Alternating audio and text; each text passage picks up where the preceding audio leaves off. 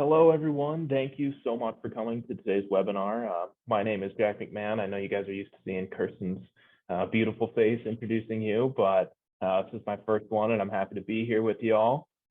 Once again, thank you for coming to today's webinar about how Zero Trust principles can keep your PC secure. We've got, two really exciting speakers for you today that you probably have seen all over the place. But before we get into our speakers, I've just got some quick housekeeping to run over with y'all. The first is, today's webinar is being recorded, so please keep mind of that. So while speakers are talking and presenting, please stay on mute. If you're comfortable, have your camera on. We love to see your smiling faces, and that way you can get to know other people in the community a little bit better. If you have a question at any point, please use the raise hand function and we'll get to you. Or you can also post it in the chat and someone will respond. And last but not least, have a good time. We're one big community here. So have fun, ask your questions, and learn a lot. I know I will. One more quick reminder for you. So this is part one of our security series. We've got two more parts. Part two is coming out on the 23rd. So that's on Thursday, same time, same place. Looking forward to see all your smiling faces again. And then we also have our C3 event here at the end of the month with our advisory council member, Sarah Reedy. She's awesome. It's going to be a great event. So look forward to seeing you there as well. If you've been participating in our events over the past month, you know our referral program. This is where if you bring a friend upon sign up, they can write their name and email and you get registered in to win one of these awesome prizes, either the drone, the self-cleaning water bottle, or the USB secure backpack. I personally really want the drone, but I can't win, so I'm jealous for whoever wins. But it'll be a good time, so keep track of the leaderboard. We send those updates, and we've got a few more events this month. So if you want it, get all your friends into our next couple events. And then, like always, we have our post-event survey. We want to hear your feedback. If you participate, one of or 4 lucky survey winners will be selected to win an Amazon gift card. So we look forward to hearing your feedback. That's what's most important to us, but everyone loves a little bit of shopping, and $25 to Amazon definitely helps with that. Now we're going to get kicked right off. JRB is our speaker that will lead us off. He's the Director of Product Management, Security, and Manageability at Dell Technologies. And then Rick Martinez is also here with us. He's a Senior Director and a Senior Distinguished Engineer at the Office of the CTO for Dell Technologies. So without further ado, JRB, the floor is yours. Awesome. Thank you, Jack. I want to say that the self-cleaning water bottle has gotten me really curious, right? So I want to check it out, what that is all about. But let me share my screening. Let's get it set up before we start. Give me a moment.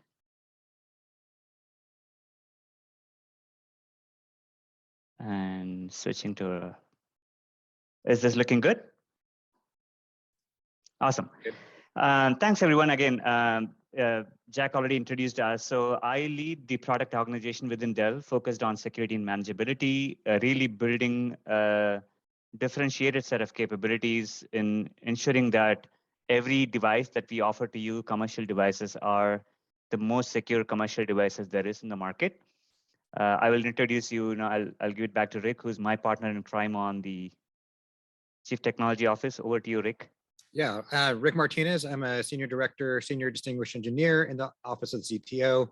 What that means is that I look about 3 to 5 years in the future and make sure that we're protecting Dell PCs and Dell client PCs from sophisticated adversaries.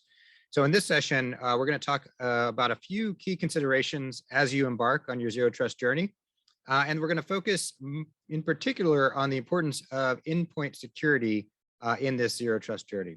So back to you, JRB. Thank you, Rick. And I want to also chime in here that, as Rick pointed out, in security, it's not about solving for yesterday's and today's problems. Yes, those have to be solved, but it's really about getting ahead of the adversaries, right? It's like, can we look 3, 4, 5 years out as what will become an attack vector before it actually does? If you look back at the security industry, it has perpetually played catch up with adversaries. They're always ahead. They always seem to be ahead. And we are like, okay, now let's put some technology in to protect the environment. part of what we will talk about today is precisely why in this world where zero trust is such a hot topic and everybody has their own narrative of zero trust, and none of them are bad by themselves, they're all important components. But it all really, begins with the foundation. As with anything that you build, you have to have a foundation to build on. And we sincerely believe that endpoint has to be that foundation and an equal stakes in building your secure zero trust architecture. With that said, let's, one thing I would always like to talk about in security is before we talk about the details in the architecture and such, it's important for all of us to recognize who we are actually up against. How much has the landscape has changed to begin with, right? There are three aspects that we look at. We look at the threat actors. Historically, if you look at it, it started with hackers, smart hackers that are going after infrastructure and data. Then, of course, you also have organized crime syndicates that have been around for a while. With the emergence of things like ransomware, there is a tremendous amount of activity that happens in that space because there's so much money to be made by these crime syndicates. Well, what is also relatively new but very big today is nation states. So nation state attacks was happening sporadically up until 4 or 5 years ago. It's a big deal. In fact, if you look back at some of the major data breaches that have happened in the last 3 to 4 years, a lot of that was driven by nation states. So it's now an entirely new dynamic that as organizations you have to take into account, because you now have very determined state actors with unlimited resources that they can go after your network. So it's important to recognize what you're dealing with. The next factor is expanding attack surface or attack vectors, and this has been the perpetual, Achilles heel for the security industry. As the industry tries to minimize the attack surface, the new attack surface is open, and they open for a variety of reasons. They open up simply because new attack techniques get introduced. For those of you who follow MITRE attack technique, there are 13 different categories and multiple subcategories under that, and that continues to just expand over time. So you now have to deal with a variety of different attack techniques. But along with that, the hybrid work environment that we all were forced into back in early 2020 at a much more accelerated pace, which then led to the huge adoption of cloud resources and cloud-based activity and workspace. All of that has also expanded the attack surface. And last but not the least, the sheer complexity. Security itself is complex. When you think about security plus zero trust, it brings its own set of complexity. Anything you want to add here, Rick, on your side? No, I think that was great. And it's really a combination of all of these factors that we've seen really, provide, this kind of landscape of the future that we're working on. If you think about threat actors and nation states, as you mentioned, Jeremy, it's not just that these nation states doing this stuff, right? They're the first to market with these attacks. But then, organized crime and even, your script kiddies and other hackers then take what they've done and they reuse that from then on. So it becomes very, these sophisticated activities and techniques tend to trickle down to more common criminals we've seen. Yeah, dark web is a marketplace where all criminals get along really well, right? So they hang out and they share the secrets of the trade and tools and techniques. So it does scale as a result of that. And thank you for chiming there, Rick. I think the other thing for us, for all of you to be thinking about is, for a long time, I remember having conversation with customers some years ago, and I would ask them about, hey, where are your security priorities and investments? And I would say more than 50% of the time I will hear something like VPN, firewall, and all that. Now, those are not bad things. I don't think organizations today live in an entirely cloud native world. Some of them do, but many of them don't. So it's important to recognize the value of having those perimeters, but recognize the fact that the world is moving away from the perimeter. All the security controls you had in place, the agents that you ran on your box, on your device, whether it is data loss prevention, threat protection, data protection policies, whatever it was all running with the assumption that you have a secure device that is sitting behind a perimeter, behind a firewall, and it can all be controlled. Guess what? That was already changing even pre-pandemic, but pandemic completely, just shattered that notion to a point there that 85% of the enterprise web traffic now consists of cloud. 90% of the enterprise devices are mobile and are off the network half the time. So the perimeter is definitely dissolving. So the things that organizations need to take into account to enforce policies and protections have to be thought about in a very different way than what it was done many years before. I'm sure, Rick, you have some things to add here.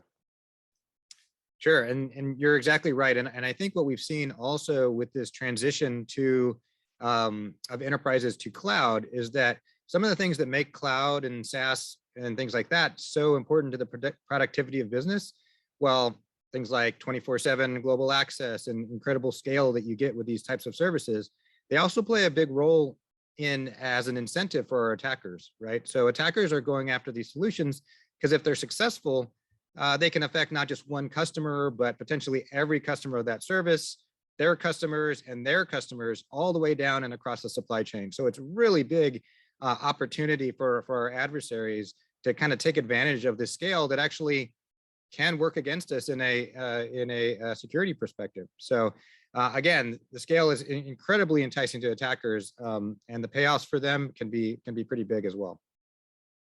Thanks, Rick. So this has led to what I call the third wave of evolution in cybersecurity, right? So if you look back at an era where it was all antivirus, it was very prevention-oriented approach. So you saw a bad file or an executable, you prevented it. So that was the antivirus era, and then which eventually became a next generation antivirus era to scale with the way the threats were evolving. But then the industry, the security community recognized that that isn't just going to cut it. You pretty much go with the assumption that it's not a matter of if, but when an attacker would be in your environment. You probably are bored of hearing that by now. Everybody just uses it. But the point is that that's kind of how the industry evolved to the next phase, wave 2, where a whole host of detection and response tools were introduced into the environment, whether it is endpoint detection and response, EDR, or extended detection and response, XDR, which is a relatively new term. They all really are meant to not just prevent threats, but detect and respond to lurking threats, threats in the stealth mode and whatnot. But I would say the emergence, and zero trust is not necessarily a new topic. It's been around, I'm told, since the late 80s. But it's really gained a lot of ground in the last few years. And sometimes it takes the industry to evolve to a certain point to adapt to these modern paradigms. A lot of things have to evolve, to meet where the thought leadership is. And the third wave is where the industry is now saying, prevention didn't work necessarily. It did its job at one point in time. Detection and response still not helping. Data breaches are happening. Can we move to this modern paradigm where anything that is known good is allowed and everything else is disallowed? It's a very radical different paradigm. It has implications to productivity, but it definitely seems to be the right approach in the right direction. If we truly have to protect our environment as the world digitalizes, as digital transformation accelerates, especially post-pandemic, it's important for organizations to consider that paradigm. Anything from your side, Rick? Yeah, and while it is a radical paradigm shift, defense in depth is still very important to zero trust. But the problem with defense in depth is that it assumes kind of this very narrow vertical stack, right? And that's just not how the world works anymore, as we've been saying. So we have to move from hardening and to continue to layer these defenses on the infrastructure to really rethink how customers and users access data every day. And that's where the concept of zero trust is really gonna come in. Yep, absolutely. And then when we think about it from a Dell perspective, again, we talk about these in terms of control points, right? So we can talk about endpoint security, even though the bulk of the focus of this discussion is endpoint as a foundation for your zero trust. Truly, from an organizational perspective, you have to have a heightened sense of awareness and visibility to all these control points at all times, right? Endpoint is definitely a key part of that ingredient, but there's also identity, workload, cloud network. These all have to work in consonance, not in their own disparate ways, for organizations to be truly secure. So it's important for organizations to take all this into account. Part of how organizations can achieve this objective is to make sure that these are interconnected. The technology is interconnected, The policy engine is interconnected. So when you take an action, let's say you have an example, let me think of an example, right? So let's say you have, today organizations implement identity, not all organizations have identity and access management and multi-factor and such, but I've certainly heard more and more organizations implementing that. That solves one piece of the puzzle for sure, right? You're not making it so easy for someone to get into your environment. But once somebody authenticates into the environment, you pretty much assume that that person is who they say they are, and they have access to all your internal resources and data and applications and cloud and everything, right? The fact is, you could have a compromised endpoint. Let's say the BIOS is corrupt or something, and your identity solutions today will not take that into account at all. So what I mean by these working consonants is where one use case is you have an identity. That's great. The fact that you have a second identity with the multi-factor authentication is great. If you have step-up authentication, whatever it is. But if you have a system that recognizes a lurking threat, either in workload or in cloud or in endpoint, or you have a compromised endpoint at a firmware BIOS layer, that should be a factor that decides whether you allow that person to log in or not. Even if they did, what specifically do you give them access to, and what you specifically do you not give them access to? All that has to be taken into account and worked in. Anything on your side, Rick? Yeah, completely agree. And I think it's all of these systems that are going to work together and communicate with each other, they have to be aware of these policies and alerts and attributes that exist in each of these, right? So like you said, JRB, it is a system. And when something goes wrong, each individual piece of the system has to understand what that means, what to do with it, what to block, what to allow, and really go from there, right? All of these have to be, all of this information, these alerts and this policy management information has to be available across all of these different control points. Absolutely. So let's dive in and talk about, so what is zero trust? We've talked a lot about it, said the word a few times, half a dozen, a dozen times already. In the industry, if you look at the NIST definition, zero trust is a term for an evolving set of cybersecurity paradigms.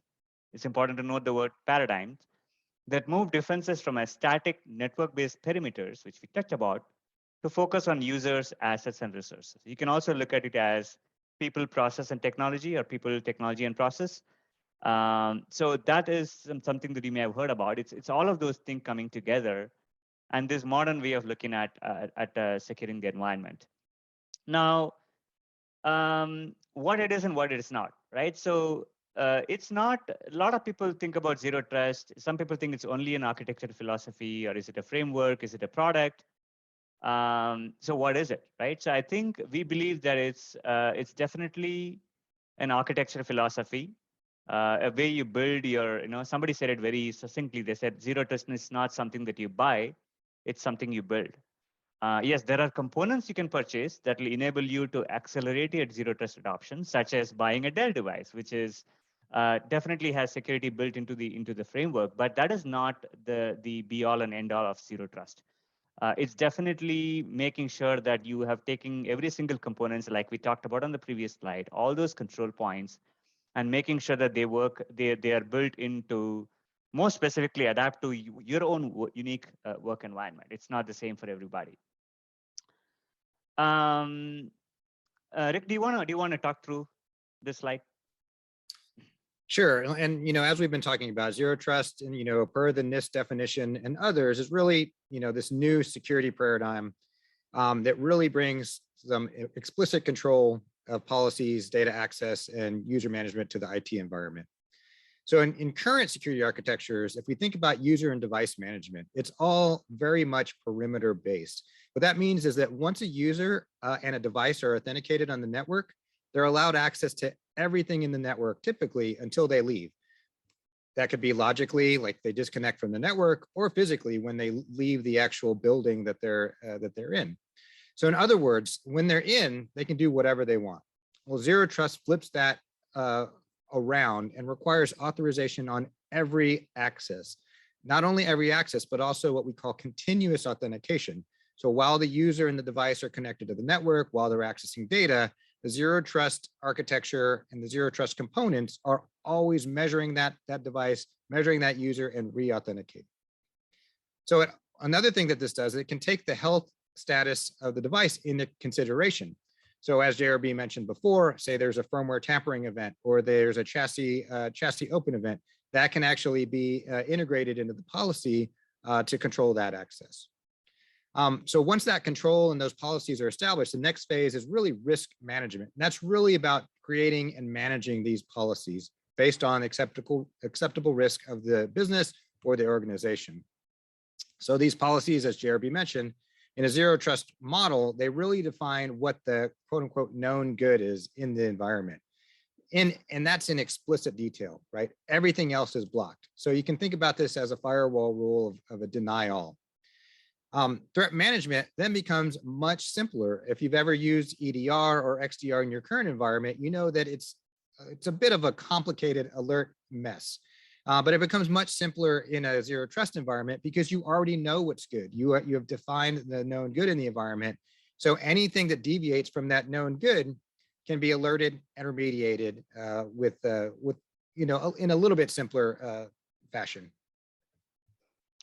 Hey, thanks, Rick. And then let's also talk about why is it so hard to implement zero trust, right? So as I said, it's not something where you take an appliance or a software, you deploy it, and you are now in the zero trust paradigm. There are certainly tools and techniques that will allow you to accelerate that journey, but it's not just simply a product that you flip a switch on.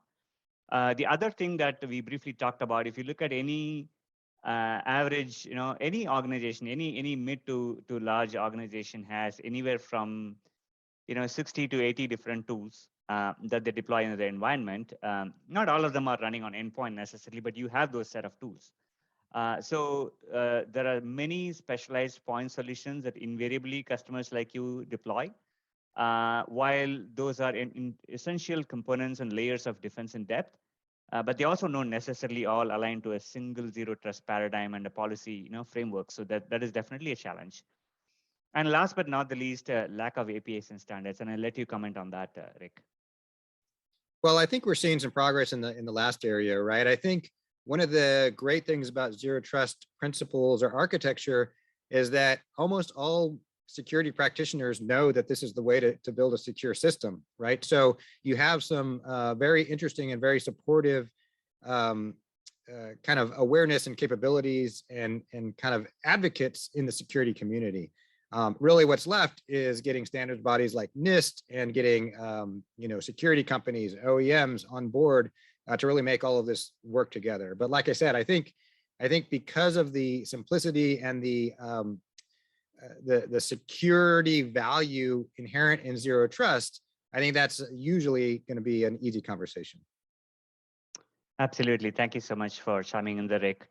So let's talk about how can Dell help you with the zero trust adoption, right? So we certainly think of a few considerations that we think you should take into account. And this is not, and just so you know, this is not looking at zero trust at a macro level, right? We're now saying that from an endpoint lens, what are the things that you should be considering?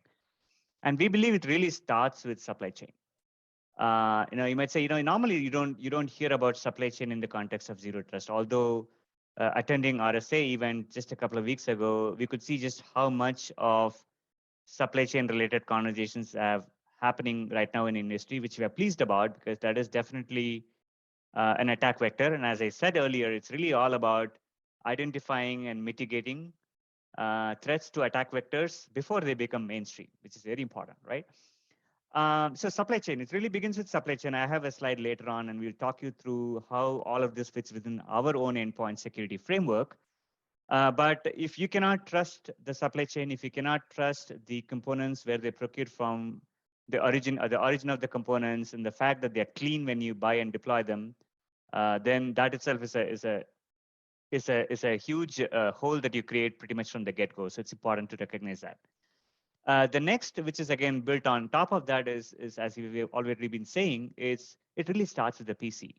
Now, if you look at the market, there's a very strong network access-centric narrative around zero trust or an identity-centric narrative around zero trust. And those are not less significant by any stretch. They are very important components.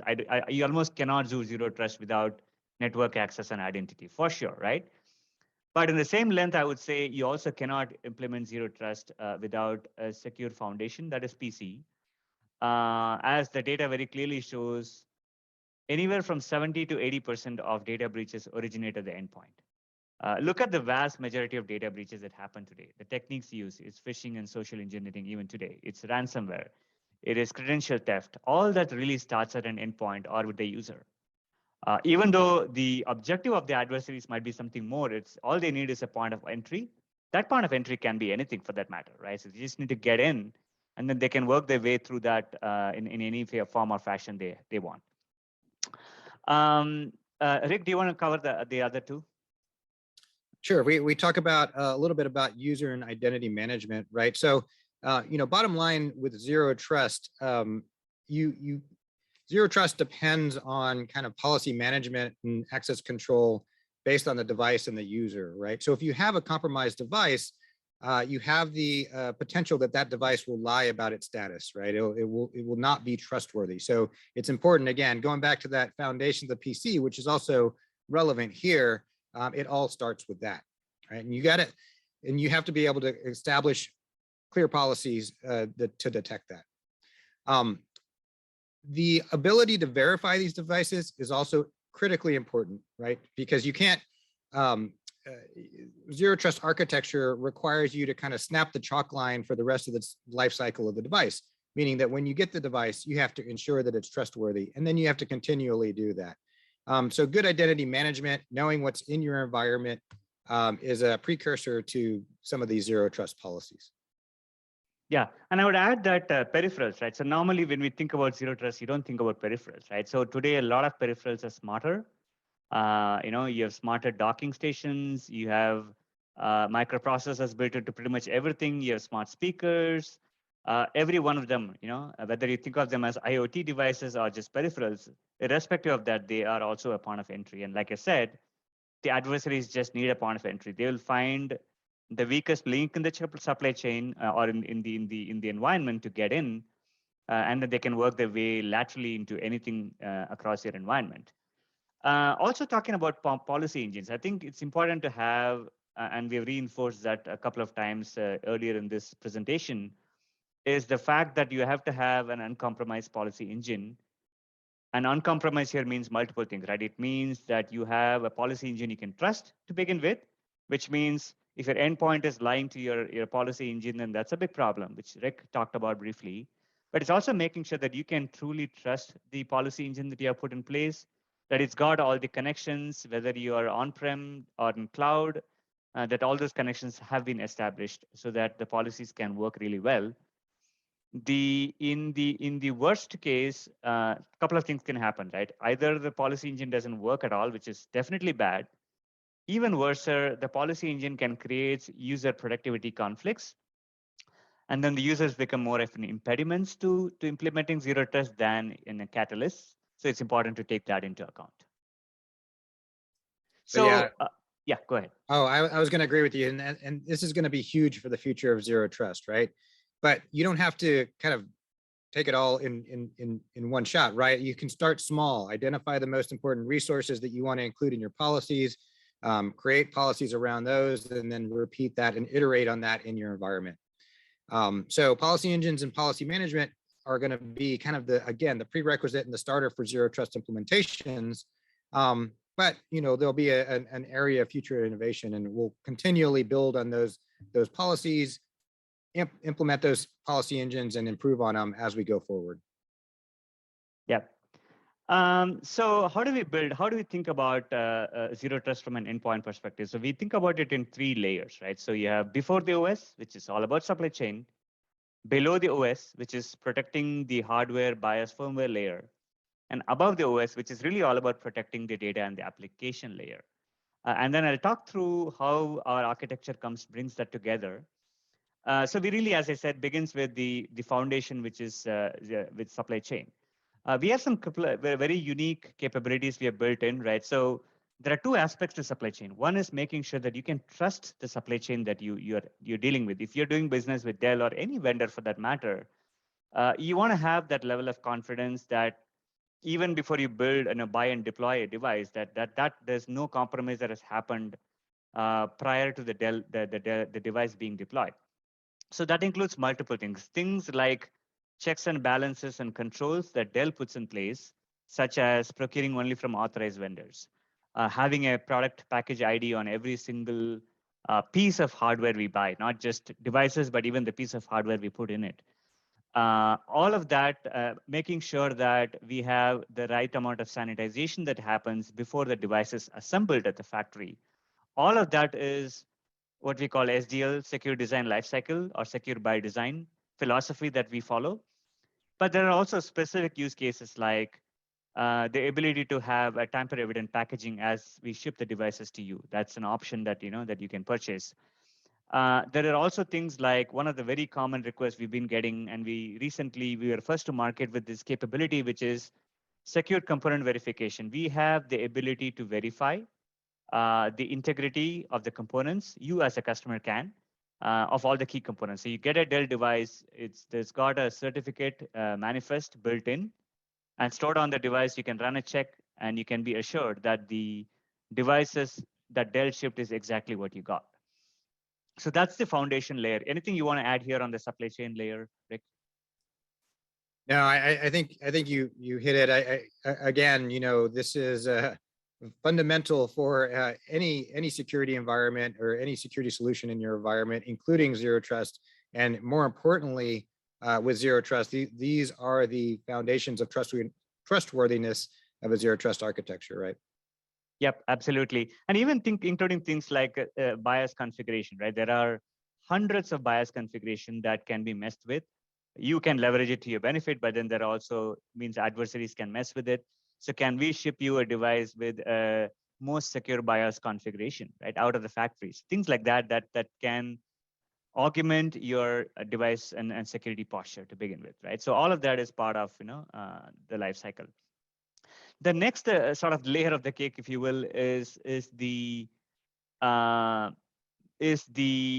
the OS level security that I talked about. So we talked about before the OS, which is supply chain, and we get into the below the OS, which is really protecting the firmware and the BIOS layer. If you look at the industry, if you look at all the multitude of tools that are out there, barely few of them, less than a handful, can even give you visibility to what is happening or what could be tampered with at a BIOS and a firmware layer. So that's pretty much unknown for most organizations. You have no idea what is lurking at that foundational layer of the PC. Anything from your side, Rick? Now, I think some of the things that we've already done here with the Dell Trusted Device, have the opportunity to provide that visibility and that health status of your endpoint that can flow directly into those kind of zero trust policies, kind of bringing it back to that comment. Yeah, and we have things like the ability to verify whether the BIOS is tampered or not. If there is an active attack happening, for example, somebody is changing the boot order, somebody is turning off the BIOS password, somebody is reverting the BIOS back to its older version, somebody is doing code injections, could be any number of things that are being done or attributes changed, and we can track and provide indications so you can take an action, and you can build that telemetry and intelligence into your zero trust posture, through whatever tools we use, right? So that's going to be an important vector to take into account, including things like Intel Management Engine, which is a highly privileged part of the silicon, and it's very hard to know if somebody is controlling that, they're controlling pretty much the entire PC. So you would want to have visibility to that and take that into your zero trust policy or posture. We obviously augment a lot of this with partnerships with silicon vendors like Intel and others, and all that goes into enriching the telemetry that you today don't get simply using software tools above the operating system. The next, layer of this is, okay, you've got all this technology, you've ensured that the supply chain is safe and secure, and you have a way to validate the supply chain after the device is in use or once the device is shipped to the end user, and you have taken into account what is maybe happening below the operating system. Obviously, this will continue to evolve on this roadmap. This is not like a one and done exercise. There are new attack techniques emerging in below the operating system. There are newer ways in which we can secure the environment, the more modern technology, we will continue to, explore those and add those into our roadmap. But even as we do that, we want to make sure all of that is taken and provided in a security at a management ecosystem of your choice. If you use a tool like EDR or XDR to do threat management for your company, you want to make sure that you have that visibility flowing into those tools. Today, those tools don't take those into account. So that's one part of it. Not all of these integrations exist today, so that's something that we're building on. We certainly already have integrations with the EDR, XDR tools to leverage from. But potentially in future, we could then integrate with tools like cloud access brokers. So if data is created, stored, and collaborated upon entirely in cloud, never even touching the endpoint, then that's a different dynamic you have to take into account, right? So that those kinds of things can also be factored into the equation. Anything from your side? Not really. Just to, I think what we're looking for here, long term is integrations that provide scale for our customers, not only from a detect, respond, remediate, but also again getting those zero trust alerts and policy attributes, in more and more environments, more and more enterprises. Yep, absolutely. And even device discovery, I want to touch on it, because when I talk to customers, if you've had a ransomware attack, or even if you just have had a bad data breach, a lot of time, especially in the remote world that we all are in, right? So a lot of time, the IT teams like yours or security teams just don't have access to the tools that they need to get back on. Your management tools are broken, right? The attackers have broken that because that's what they will disable, right? So because they want to make it so much difficult for you to get back on your feet and get the machine back up and running in the most secure state, which means they'll take off.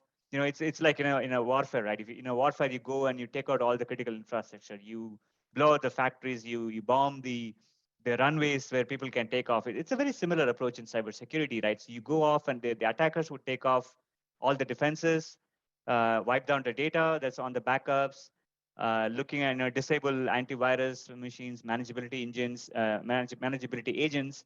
So you want to get them back on track as quickly as possible. So device discovery becomes a very important aspect as well. You have to get them back on to then remediate. If it's an out of band machine, you want to first get it to a state where you can do something about it, especially if it's remote. So that is an important factor as well.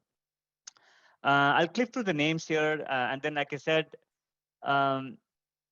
as I say, security is not the responsibility of security teams. It's a responsibility of everybody in the organization. I think that's a well-established fact. But IT plays a very critical role. IT practitioners play a very critical role in that. So your security resources are going to be precious and always be strapped for time and looking for the most sophisticated threats and analyzing and taking action.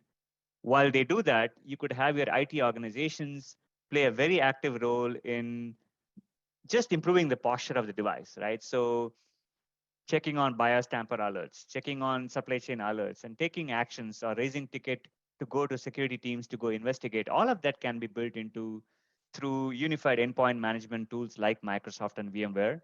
We do those integrations already today, which is how we can bring this all together. It's not just a set of security specialists that are necessarily managing all this. IT has to play a big role as well. And then we get into the integrations. Again, there are a lot of organizations that you could decide that your primary route to get threat telemetry and then to apply policy engine is through a SIEM, right? Security Incident and Event Management System.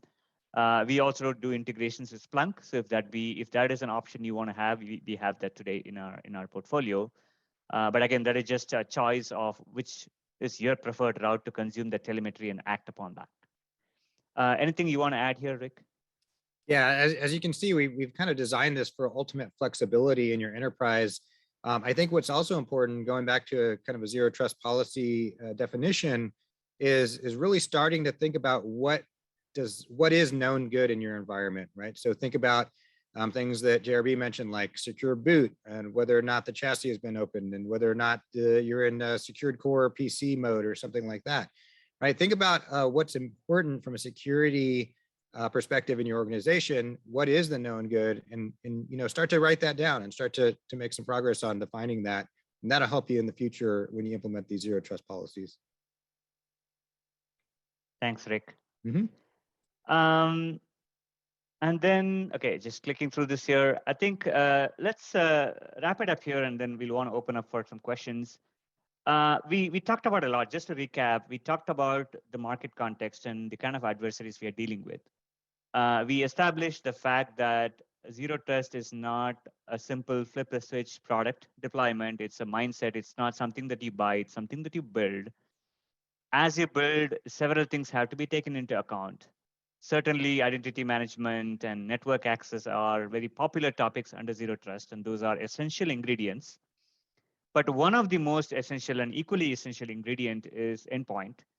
For the facts that about 70 to 80% of data breaches originate the endpoint, and you want to protect that attack vector. That's the way in which you're most likely the way in which an adversary is going to get into your environment. So you want to preserve and protect that as much as possible. Obviously, zero trust is there to ensure that if somebody got in, which they will at some point in time, that you have those controls in place, which is where the identity and access management and everything comes in. But you want to make sure that your endpoint is not just a dumb device that is, more like a, hey, this is a device that's going to cause me a headache, versus can this device turn into an active player in your cybersecurity posture, where it's contributing to the telemetry, is giving you the intelligence that you lack today, at that level of depth. So that's how we view endpoint and its role in it. But as you deploy and as you scale zero trust, as Rick pointed out earlier, you don't have to do it all in one go. It's a multi-year journey for sure. It's going to take a lot of piloting, tweaking, learning and tweaking from that to make sure that policy engines are really tight. And if you apply a policy, it's not going to do something funky in some other part of your environment or a network. So the best way to do that is take specific use cases and pilot them. And that is going to be super important for any organization looking to embrace this new paradigm in security. Over to you, Rick, for any comments. Agreed. Definitely, really like the incremental approach, really like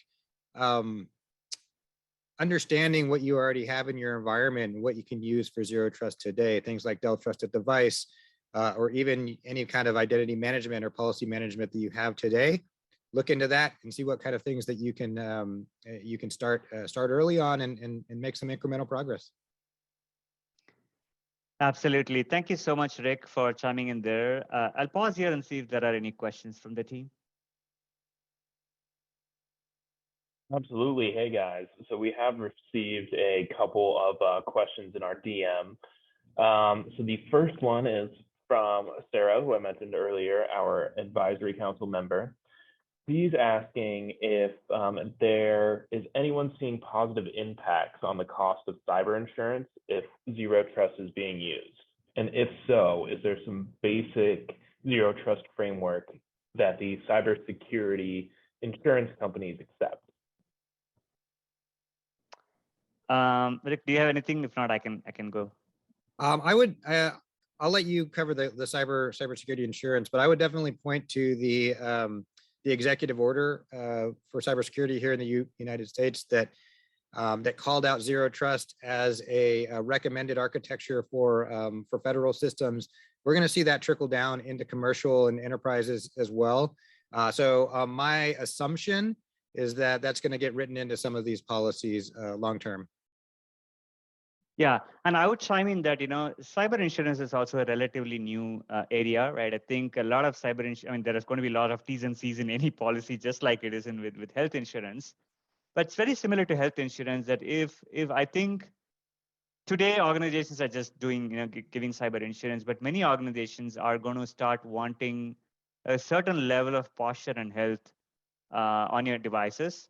That could include, hey, we want you to get this far. For us to give you maximum coverage, right? If there are a lot of cyber insurance policies, or even companies that are not into cyber insurance directly will say, hey, we'll give you $1 million worth of coverage, should you have a data breach by having my environment. But even those would say that, hey, if you deploy my entire set of tool set is when I can assure you that I can give you $1 million, right? If should you have a data breach, right? So those clauses are going to sooner or later get built in. and that might result in getting better policy premiums, just like health insurance, or it might give you the ability to have more coverage should something had to happen, because your posture is better than someone else, right? So like smoking, non-smoking kind of a concept. So I hope that answered the question, but if there are any follow-ups, happy to take that. I think so, yeah. So Sarah has one more question along those lines, and she said she's asking. Yep, she said it answered her question, so she's super happy. And then Sarah, we're getting to your second question, and she wants to know: is there now, or is there an entity being created that will verify zero trust?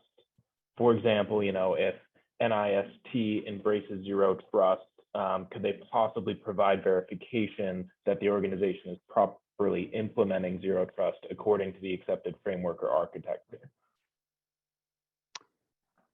Go ahead, Rick. I think you're going to have the same answer that I have. Yeah, I don't think NIST is going to play that role, but I'm sure that there will be a business opportunity that springs up with that, right? So I think if we look at you know, previous standards and things like FedRAMP compliance, I think we're going to see a similar thing for zero trust in the future. I think it's a little while out because it's a complex architecture, right? So there may be principles of zero trust that organizations need to implement, similar to what the executive order called out, and say, hey, if you do that, you're likely to be better off than somebody who does not have it. You can outrun, you know, if a tiger is chasing you, you can outrun your, no, the person who runs the slowest is going to get eaten. So, so I think certain level of posture is going to be required, but I don't think the industry and the standards organizations have reached at that point, even if they want to reach. Awesome, thank you. And then we've got one more question from Eduardo. He would like to know, you know, when you start creating a security strategy, it's important to start with identifying the risks, as you guys mentioned, but many assume by default that they will exist in PCs and email and start buying security products. The problem is that most work to protect themselves, but do not know how to react in an attack event, even if, you know, they're the ones being attacked. How can Dell help at that stage with individuals? Okay, so if I understood the question, are we referencing like an employee training aspect of it, or is that how I should interpret the question? I believe that's what he's asking. Yes, Eduardo, you know, you can chime in the chat if we're understanding it incorrectly.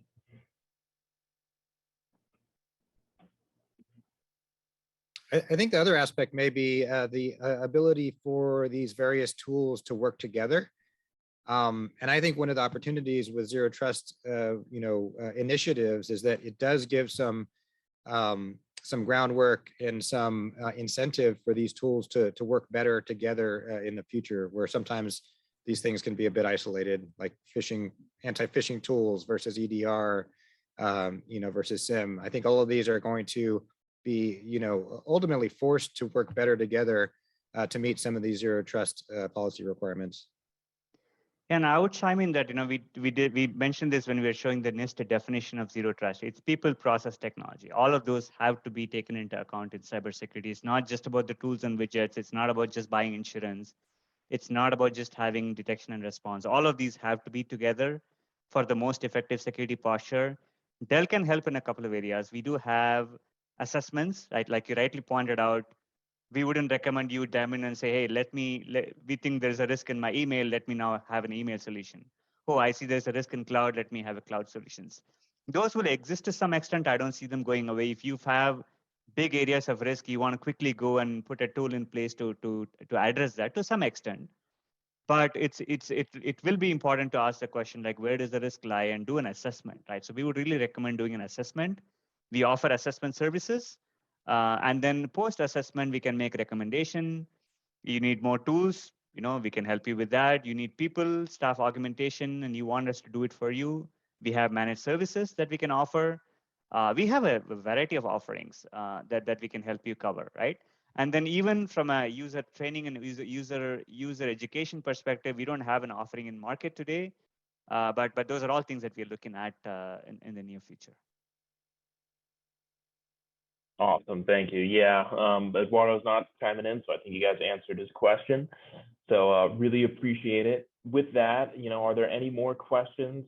Feel free to DM them directly to me or just put them right in the chat.